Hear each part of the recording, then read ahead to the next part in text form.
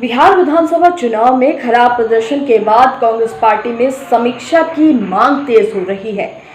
Party के कांग्रेस कार्य समिति की बैठक में चुनाव में खराब प्रदर्शन की समीक्षा करने के ऐलान के बाद कई पार्टी नेताओं ने अपने पद से इस्तीफा देने की पेशकश की है।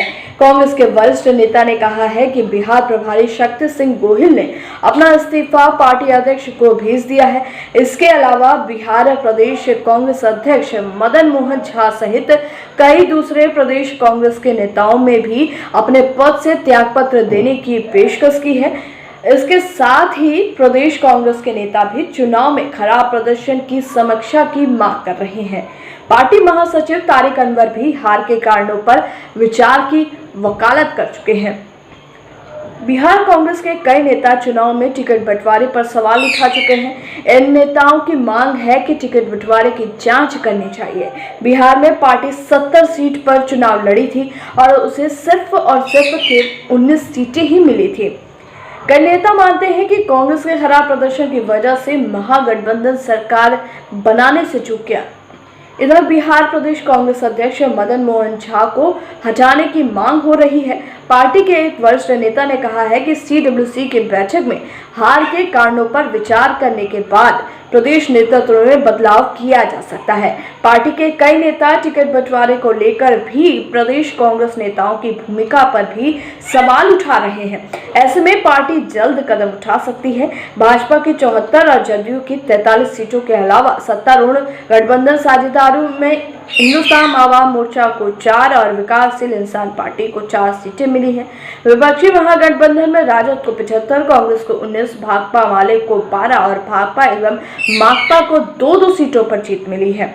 इस चुनाव में एआईएमआईएम ने 5 सीटें जीती हैं और लोजपा और बसपा को 1-1 सीट मिली है। एक सीट पर एक निर्दलीय उम्मीदवार भी जीतने में सफल रहा है। लेकिन सवाल ये उठता है कि आखिर चूक कहाँ हुई है। महागठबंधन जीत के बहुत करीब थी।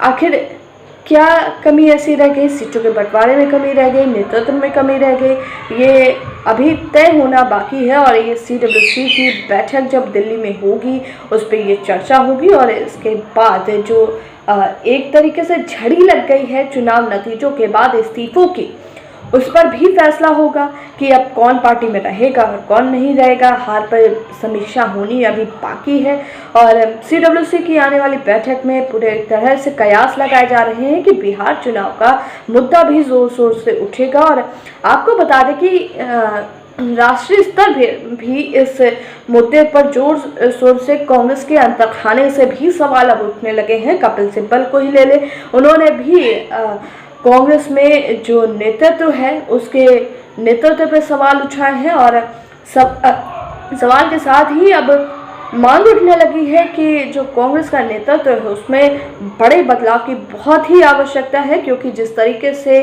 बिहार में कांग्रेस ने प्रदर्शन किया उस पर सवाल तो उठना लाजमी है कि 70 सीटों पर कांग्रेस लड़ी और उसके बाद उसके खाते में केवल और केवल 19 आए। फिलहाल देखना होगा कि सीडब्ल्यूसी की बैठक में क्या फैसले लिए जाते हैं और कौन कौन लोग के इस्तीफे जो है मंजूर होंगे और किन से इस्तीफे मांगे जाएंगे।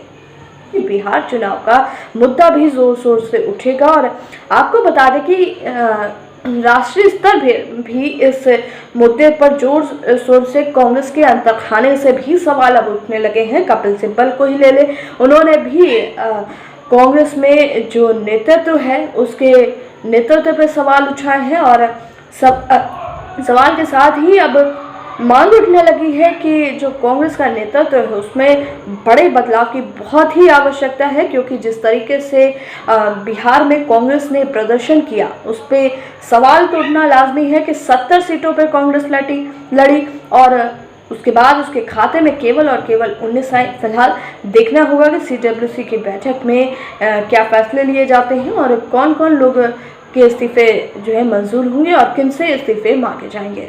इलेक्ट्रॉनिक्स के मार्केट में धूम मचाने आ गया है आपके शहर सिवान में आरवी लाइट हाउस, जहां पर आपको मिलेगी हर प्रकार की नंबर 1 ब्रांडेड आइटम, जिसमें झूमर, wall lamp, bed lamp, gate lamp, झालर बत्ती, मॉडलर स्विच, सरफेस लाइट के साथ साथ अन्य सभी प्रकार की फैंसी इलेक्ट्रॉनिक आइटम्स सस्ते और उचित दामों पर उपलब्ध हैं।